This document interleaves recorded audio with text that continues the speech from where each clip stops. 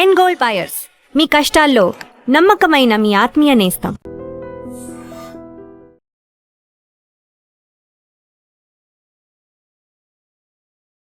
నమస్కారం, welcome to I dream. ధర్మ మార్గం విత్ విజిత కార్యక్రమానికి స్వాగతం.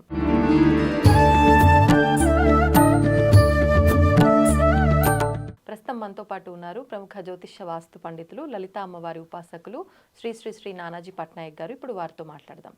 నమస్కారం అండి. శ్రీమాత్రే నమః. మనకి తొలి ఏకాదశి రాబోతోంది. ఆషాఢ మాసంలో వచ్చే ఈ ఏకాదశి తొలి ఏకాదశి అందరికీ తెలిసిందే.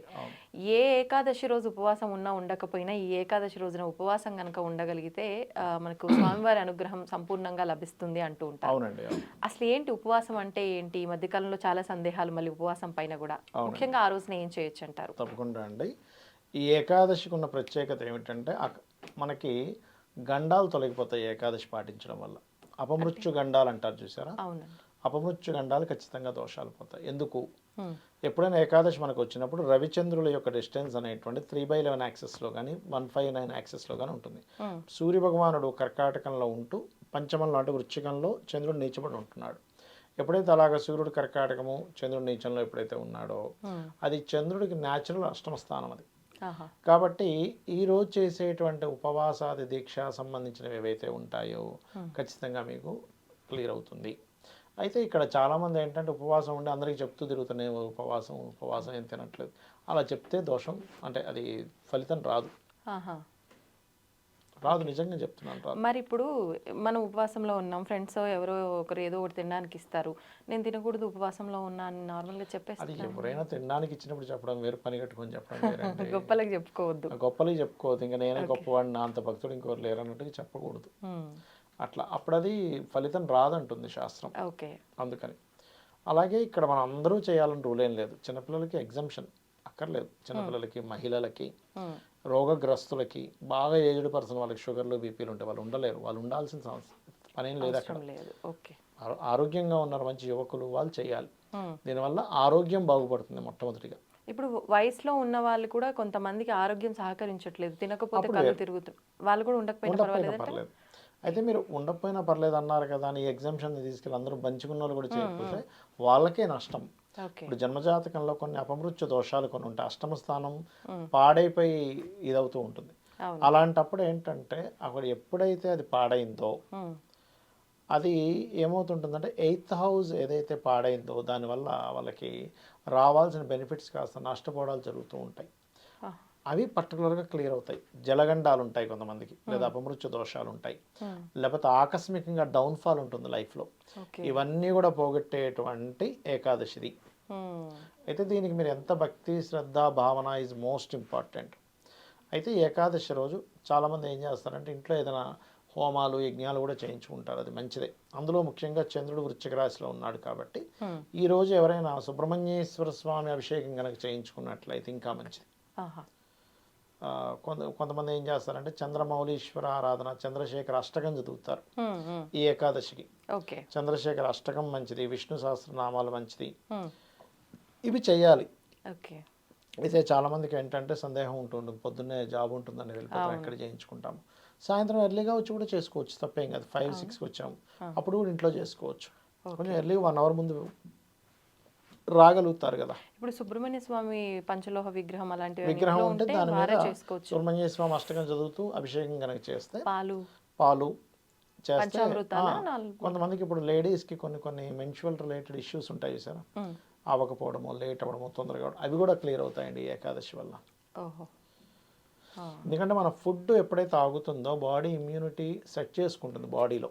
అలా ఎప్పుడైతే సెట్ చేసుకుంటుందో ఆటోమేటిక్గా బాగుంటుంది. అది ఇప్పుడు అసలు ఈసారి 24, 25 అనేది కూడా చాలా కన్ఫ్యూజన్గా ఉంది. ఏ రోజున ఏకాదశి? ఎప్పుడు కూడా అండి ఏకాదశి ఎప్పుడు పాటించాలి అంటే మనకి 24, 25 అన్నారు కదా, 25 పాటించాలి. ఎందుకంటే 24వ తేదీ దశమితో కూడిన ఏకాదశి వస్తుంది. 25వ తేదీ ఏకాదశి ప్లస్ ద్వాదశి వస్తుంది. ఎప్పుడైనా మీరు ఏకాదశి ద్వాదశితో కూడిన ఏకాదశి చేయాలి, కానీ దశమితో కూడిన ఏకాదశి చేయకూడదు. చేయడం వల్ల సంతాన నష్టము అని చెప్తుంది శాస్త్రం. సంతానాన్ని కోల్పోతారు వాళ్ళు, సంతానానికి ఇబ్బంది కలుగుతుంది. సంతానం ఆయుష్ బాగుందనుకోండి, వాళ్ళ లైఫ్ స్పాయిల్ అవుతాయి. కాబట్టి దశమితో కూడిన ఏకాదశి వర్జితం. శనివారం రోజు వస్తుంది మనకి ద్వాదశితో కూడిన ఏకాదశి, అదే పాటించాలి, గుర్తుపెట్టుకోండి. అది పాటించి నెక్స్ట్ డే ఏకాదశి విరమణ అయిపోయి ఆ రోజు భోజనం చేస్తారు. ఇప్పుడు ఆ రోజున 8 గంటలకే వెళ్ళిపోతుంది కాబట్టి ఆ లోపే మనం పూజలు అన్ని కంప్లీట్ చేసుకొని ఆ తర్వాత 8 గంటలకు వెళ్ళట్లేదండి, 11 గంటల 34 నిమిషాలకి అయిపోతుంది. ఓకే. సో 11 గంటల 34 నిమిషాలకి ఏం విరమించాల్సిన పని లేదు, ఆ రోజంతా ఉండి నెక్స్ట్ డే విరమించాలి. ఆ పొద్దున్న టిఫిన్ ఒకటి మానేస్తే మీకేం ఆరోగ్యం బాగుపడుతుంది. అలా అనమాట. ఓకే. అంటే రేపు ప్రారంభం అవుతుంది కాబట్టి రేపు అసలు ఉండాల్సిన అవసరం లేదు, అంటే ద్వాదశితో కూడింది ఉండొద్దు అన్నారు కాబట్టి. దశమితో కూడింది ఉండకూడదు. సారీ, దశమితో కూడింది ఉండొద్దు అన్నారు. దశమితో కూడిన ఏకాదశి పాటించకూడదు, శాస్త్రంలో ఉంది. ఓకే. ఏకాదశి ప్లస్ ద్వాదశి ఉన్నదే పాటించాలి. కాకపోతే ఈరోజు మనకి ఈసారి వచ్చేది కొంచెం తొందరగా అయిపోతుంది, అంత మాత్రం చేత అయిపోగానే పోయి మళ్ళీ వెంటనే బిర్యానీ తినడం కాదు, అక్కడ నెక్స్ట్ డే వరకు ఉండాలి. అదేంటంటే ఈరోజు మరి పలానా టైంకి వచ్చేస్తుంది, మరి ఆ టైంలో భోజనం చేస్తానేమో తింటానేమో, ఏం కంగారు పడక్కర్లే. దశమితో కూడిన ఏకాదశి పాటించకపోవడమే మంచిది. ఓకే. అది ఎవరి పనులు వాళ్ళు చేసుకోవచ్చు. బియ్యము దానంగా ఇస్తే కూడా మంచిది. ఏకాదశి ద్వాదశి సమయంలో మనకి సాయంత్రం ద్వాదశి ఉంటుంది, ఎట్లాగో ఆ సమయంలో బియ్యం దానం ఇవ్వచ్చు, ఏకాదశి ద్వాదశి కలిసి ఉన్న సమయంలో. దీనివల్ల మనోవైకల్యాలు, మానసిక స్ట్రెస్, చాలా మంది చూడండి ఎన్ని చేస్తున్నామండి కానీ మనసు ఎప్పుడు ఏదో బాధగా ఉంటుంది, అది చేసుకోవచ్చు. ఇప్పుడు ఉపవాసము అంటే అసలు కొంతమంది నీళ్లు కూడా తాగకుండా చేస్తారు, కొంతమంది నీళ్లు తాగుతారు. అసలు ఎలా చేయొచ్చు అంటారు? ఎవరికి? నిర్జల ఉపవాసం వేరే అండి, మీరు నీళ్లు కూడా తాకుండా ఉండగలనంటే అది వేరు. లేదంటే నాకు దాహం ఉండలేని పరిస్థితుల్లో మీరు తీసుకోవచ్చు, తప్పేం కాదు. అయితే ఇక్కడ ఏంటంటే ఉపవాసానికి 2 అర్థాలు ఉంటాయి.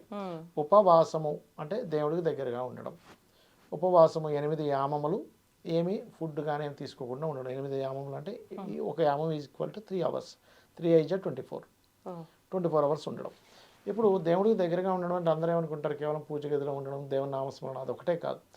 దేవతా లక్షణాలకు దగ్గరగా ఉండడం. దేవతా లక్షణం అంటే ఏంటి? ఒకరిని ఇబ్బంది పెట్టకపోవడం, ఒకరికి హెల్ప్ చేయడం, లేకపోతే ఒకరిని మనం కించపరుస్తున్నట్టుగా మాట్లాడడం, ఇవన్నీ దేవతా లక్షణాల కిందకి రావు.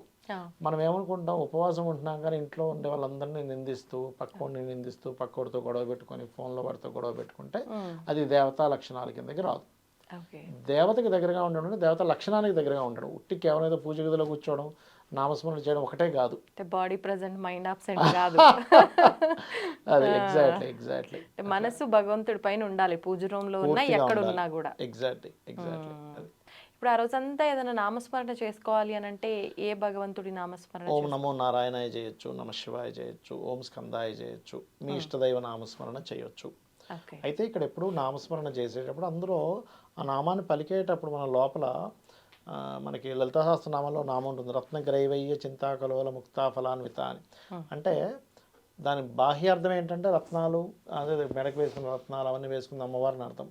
కానీ రత్నగ్రైవయ్య చింతాక అంటే ఒక నామాన్ని అలా చింతిస్తూ లోలులైపోవాలని కూడా దాని అంతరర్థం అనమాట.